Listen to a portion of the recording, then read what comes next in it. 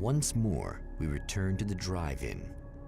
If he's aware of the absurdity of arming oneself with a few sentences and standing against a power that can pierce time itself, he doesn't show it. The man has his share of weaknesses, perhaps more, but cowardice is not among them. Welcome back to an exercise in the rule of threes. Oh, you got yourself a little plan, do you? So you may have noticed we started at the power plant itself, or at least this little factory, whatever it's called. So now we don't have to run across the parking lot to deal with the power outage.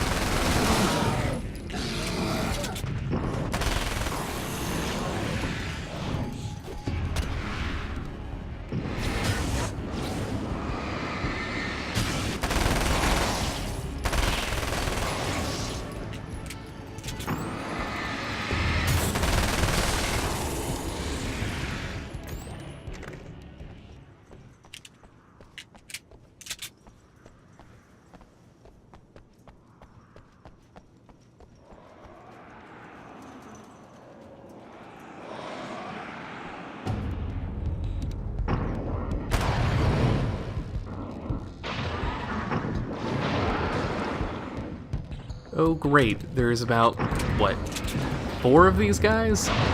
Or at least, there were. There's now quite a few more. But that's what the SMG is for.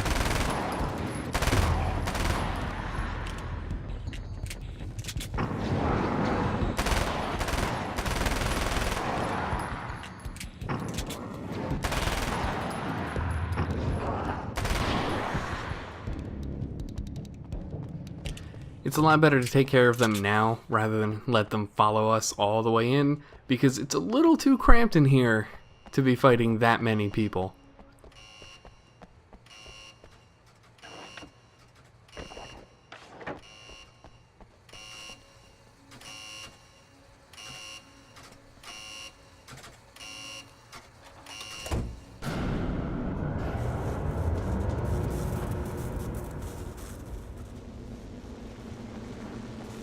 So, much like before, we've got the power on.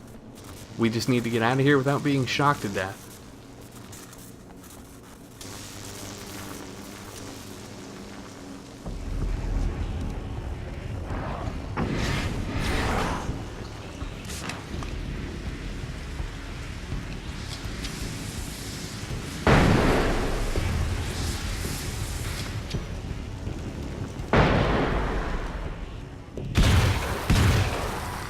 So yeah, the combat shotgun kicks some serious ass.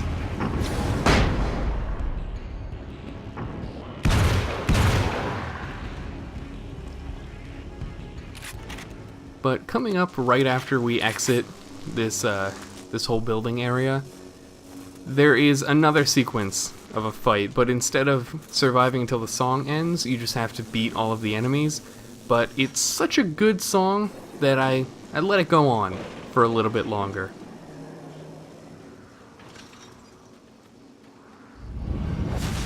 You're never getting out of this, Wake. Never! Don't worry. I'll take care of your wife and your life. You're starting to sound a little desperate. Really, I'm a psycho. You knew I am a psycho. I told you I'm a psycho. Really, I'm a psycho. You knew I'm a psycho. I told you I'm a psycho. 'Cause really I'm a psycho. I told you I'm a psycho, psycho, psycho.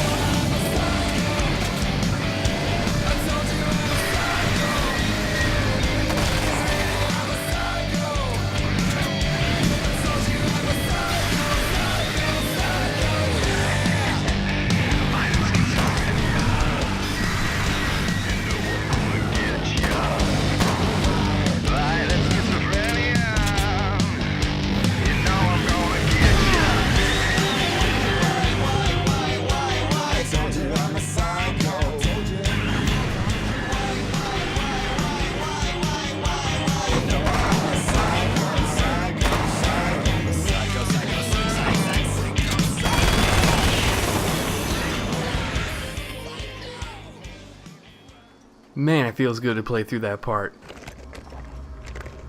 Unfortunately, it doesn't last a lot longer, because I could stand kicking ass to that song.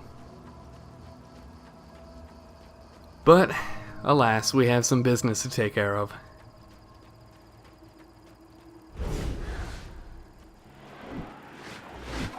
I don't know what you think you're doing, but I'll send you right back to the beginning.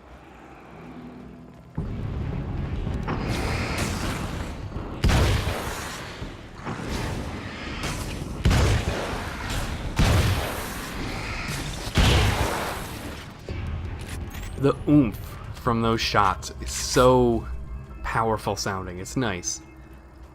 We do need to be careful though, because if we go through one, what would you call that, a clip? A magazine? That would deplete about half of our total ammo.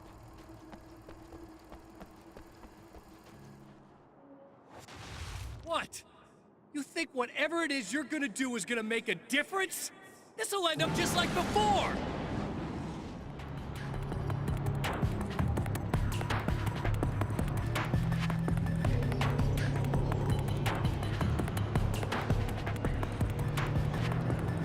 So, just like the other two times, we gotta take care of these dark fountains.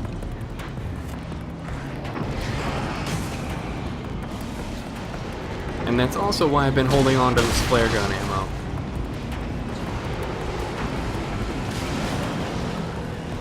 One shot takes care of the entire thing.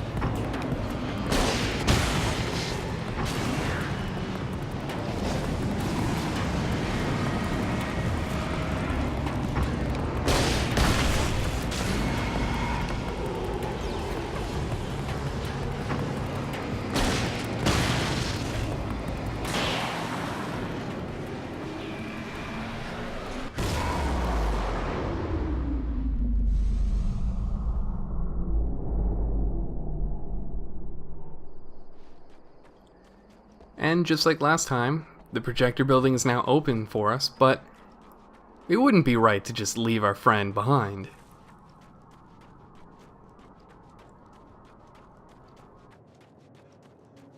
First, there's a couple of things to go around and get, like another, hopefully final, creepy TV show. I've been around for a while now, you know? While you've been indisposed, stuck in the darkness, I've been busy. I operate in the shadows, not always literally, you understand? I'm a little more resilient than those I've taken, but I do my best work in the dark.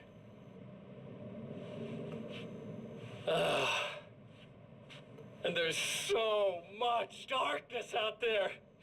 It goes deep. And the things that live in it are vast, big bastards. They don't mind getting a little bit of elbow room. All that chaos and madness, it doesn't really do that much down there. It's like pouring a glass of water into the ocean, right? But up here, yeah, you can really make an impact. All they need is someone to bring them all the way through. But first, I had to take care of you. You party pooper. You're stuck in an eternal cycle now. The sun's never coming up for you. Everything else? Do my thing. Getting a bit of quality time with Alice. That's a little something for me. And I deserve it.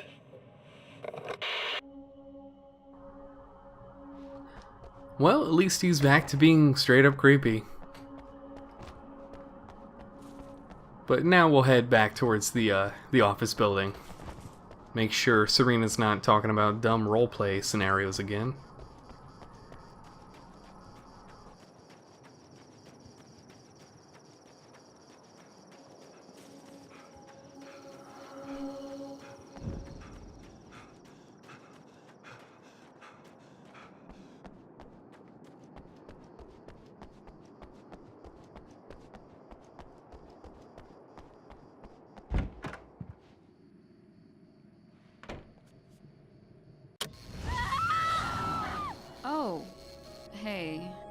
I'm hoping I can put an end to this now.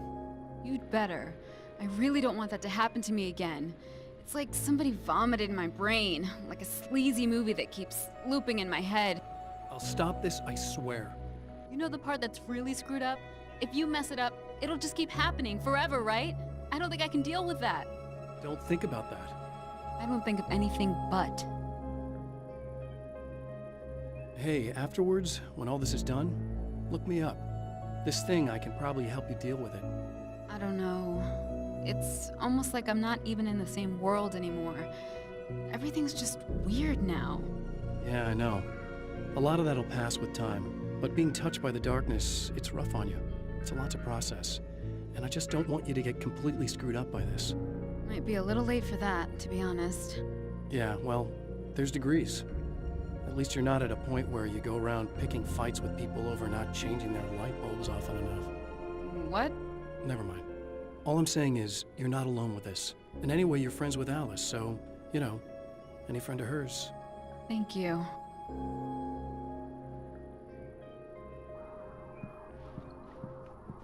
So we're almost done here. Just got one more piece of radio business to listen to. Hello, folks, and welcome to the third part of our pre-recorded interview with Serena Valdivia and renowned photographer Alice Wake. So, tell me about the film. It's called Sunrise, and it really wasn't something I ever thought of as an actual film. It was just footage, things I saw and happened to shoot. It's not a medium I'm very much at home with. You shouldn't put yourself down. You've got a great eye. Maybe, but experience is another thing. Because you're primarily a still photographer. Yes, exactly. So I'm really used to thinking of the world in terms of snapshots. I frame something and try to pick the right moment, and then reveal that moment to people. Moving images are a different story. I'm still learning a lot about it, to be honest. So, this is a new thing for you? Or maybe I'm just a slow learner. But showing it like this is definitely a new step for me. It's a little weird taking something this intimate and showing it to everybody. Not that the material itself is somehow shocking. It's just that those were private moments. But that's why it works, because it feels genuine. It's not so much a story as it is a sort of an echo, showing us how you saw your husband at the time. It's not really about the sunrise itself or Alan watching it. It's about you two together. I suppose. It's funny, looking at it now, especially now that it's been edited like that. It takes on a life of its own, almost. It's a kind of a fantasy. Well, there's nothing wrong with that. No, you're right. I'm glad you talked me into it.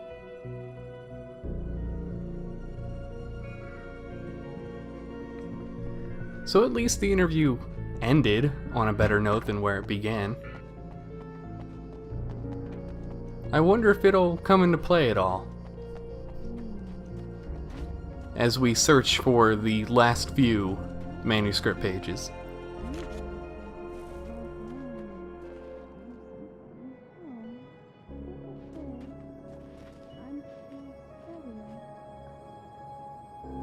Okay, yeah, I'm pretty sure that audio is not supposed to activate if you've already turned the lights back on, but I think just being back in that area where I was to get that manuscript page may have triggered it out of sequence.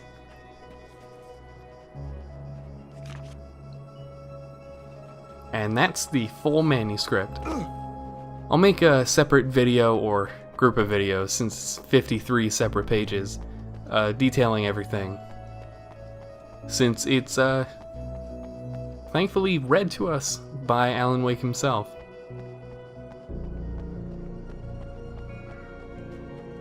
But we're at the final destination, I guess. Just one more thing to do. Again, the champion of light enters the final trap. The new reality is almost here.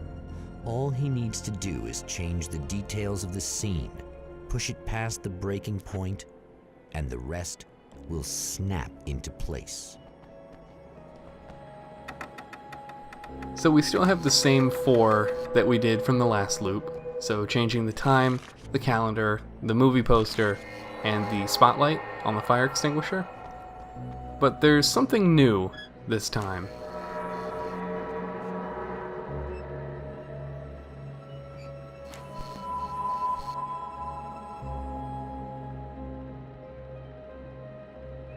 it seems Sunrise, the film that Alice made, is already here. And that's what we'll use to drive away the darkness.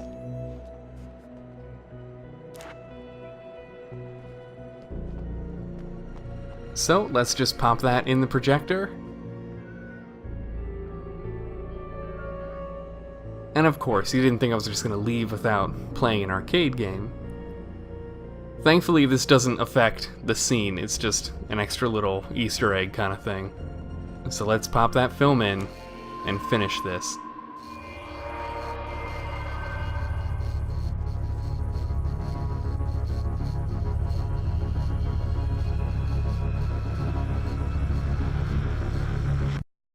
Oh, come on, buddy. Why don't you... What? What is this? No!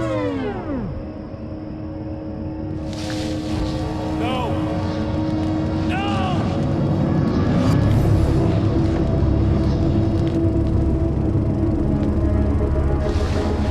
You can't do this! All I did was take the things you always wanted and never had the balls to go for. It's my turn now. It's my life. It's my life.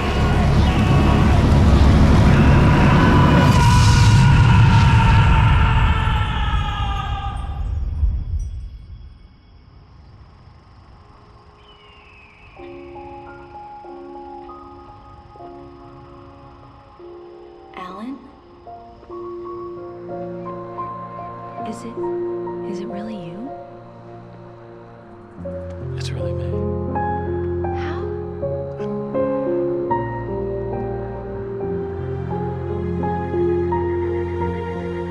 love you. I love you.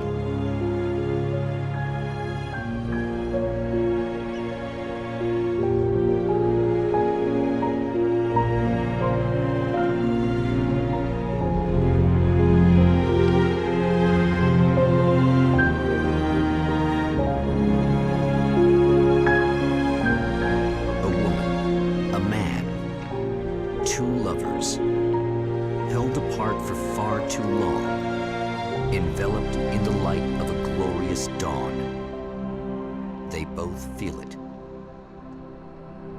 He's home at last. Are these actual events, or merely a dream? A memory, or a glimpse of what is to come? One thing is certain. This scene takes place in another time and another place, far, far away from Night Springs.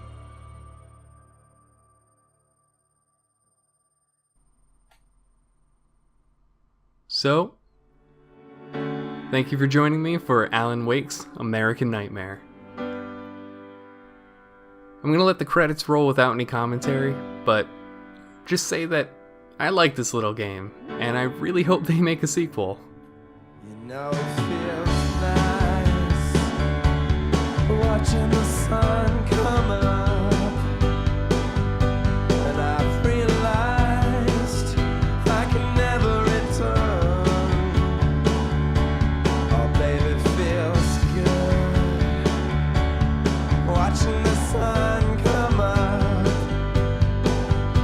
I can attack the day with the will to burn, and the sky is a picture of violence, blood red and steely blue. It has beauty that can never be silenced. Oh yeah, it reminds me of you. And if you're broken down, lying face on the ground, it's too late. For I've seen it all as the shadows fall when the dawn breaks. I could never be beyond repair. I could never be beyond repair. Watching the sun come up and my hair